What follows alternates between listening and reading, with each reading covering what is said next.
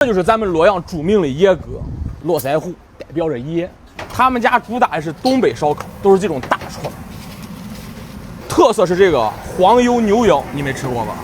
看这个烤的，肥瘦相间，滋啦冒油。这个是东北大鸡架，原来牛腰是长这个样子。看看想吃啥？腰子，大串不来点？黄牛牛腰没吃过，你别说，我也没吃过，尝尝看是啥味儿。来。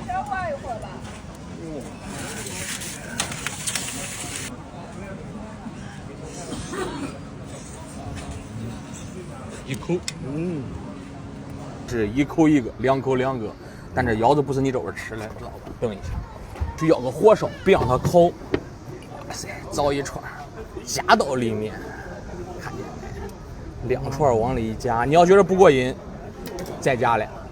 好的，必须得再放点洋葱。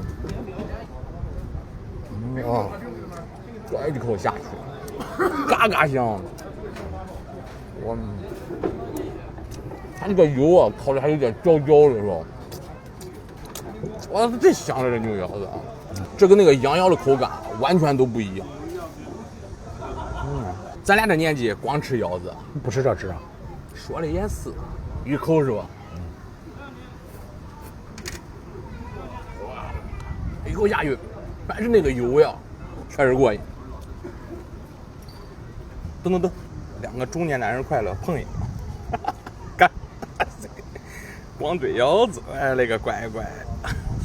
它这个腰子你吃着没有一点那个味儿，你懂的，吃腰子的人都懂。真好的地方我必须得分享给大家。